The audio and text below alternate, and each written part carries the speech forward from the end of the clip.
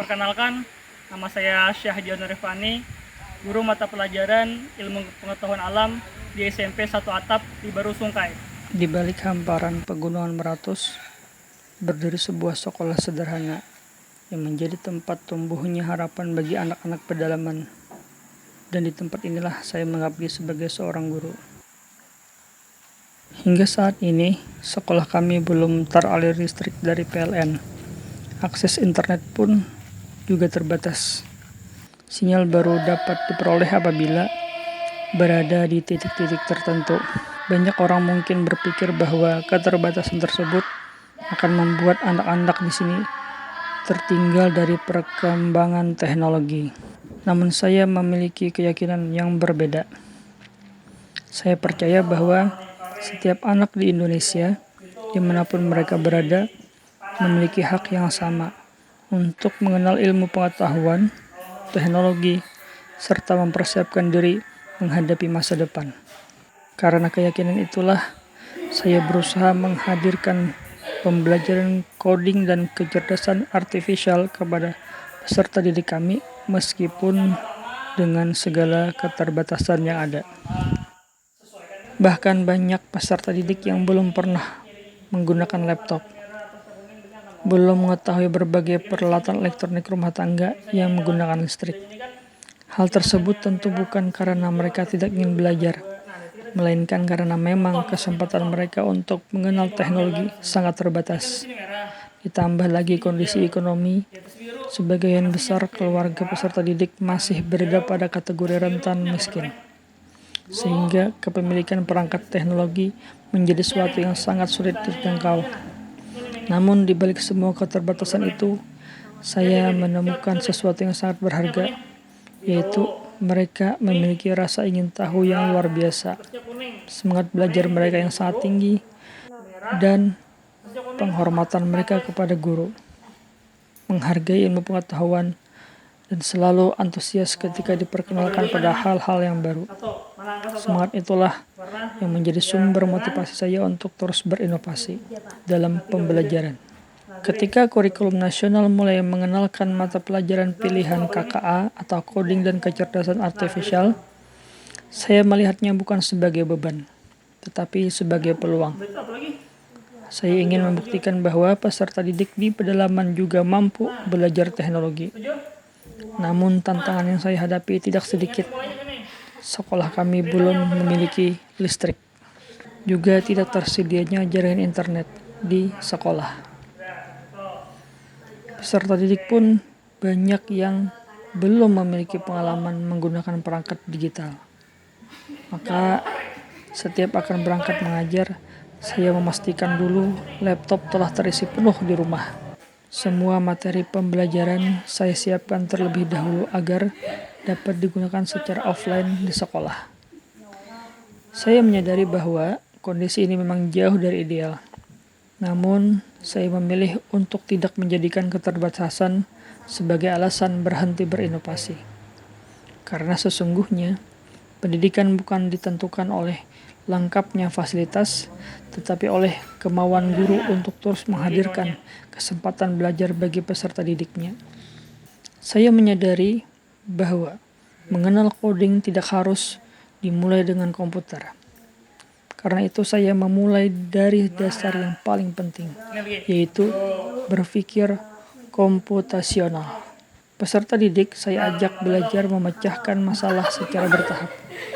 Mereka belajar mengenali pola, menyusun langkah-langkah penyelesaian, mengurutkan instruksi, dan mengambil keputusan secara logis. Melalui permainan sederhana, diskusi bersama, serta aktivitas yang dekat dengan kehidupan sehari-hari. Setelah peserta didik memahami konsep berpikir komputasional, saya memulai mengajak mereka belajar coding menggunakan laptop. Karena di sekolah kami tidak memiliki akses internet. Untuk mengakses internet, kami biasanya ke puncak yang berjarak sekitar 1,5 km dari sekolah. Setelah peserta didik memahami konsep berpikir komputasional, saya mulai mengajak mereka belajar coding menggunakan laptop. Karena di sekolah kami tidak tersedianya akses atau jaringan internet, maka kami biasanya ke puncak gunung yang berjarak sekitar 1,5 km dari sekolah kami untuk mengakses internet. Saya kemudian mengajak mereka menyusun program sederhana menggunakan media berbasis blog seperti situs Blockly. Memulai kegiatan tersebut, peserta didik belajar menyusun urutan instruksi, memahami logika pemrograman, dan melihat bagaimana sebuah program bekerja sesuai perintah yang mereka buat. Setiap tantangan yang berhasil mereka selesaikan menumbuhkan rasa percaya diri bahwa mereka juga mampu belajar teknologi seperti peserta didik di daerah lain. Setelah peserta didik mulai memahami dasar-dasar coding, saya melanjutkan pembelajaran dengan mengenalkan kecerdasan artifisial atau artificial intelligence. Saya memperlihatkan bagaimana AI dapat dimanfaatkan sebagai sumber belajar, membantu mencari informasi, memberikan penjelasan, serta menjadi teman belajar yang digunakan secara bertanggung jawab. Peserta didik belajar bahwa AI bukanlah pengganti guru maupun pengganti proses berpikir, tetapi sebuah teknologi yang dapat membantu mereka belajar lebih efektif apabila dimanfaatkan dengan bijaksana. Nah, save dah. Oke, bisa lah. Nah, gampang save. Ada, ayo pasang otaknya dulu. Agar pembelajaran menjadi lebih nyata dan bermakna, saya juga mengenalkan robotik sederhana. Dengan menggunakan 2 unit robot edukasi yang saya beli secara mandiri, saya mengajak peserta didik mempraktikkan secara langsung hasil pembelajaran coding yang telah mereka pelajari. Mereka menyusun kode, mengirimkan perintah kepada robot, kemudian mengamati bagaimana robot bergerak sesuai instruksi yang telah mereka buat.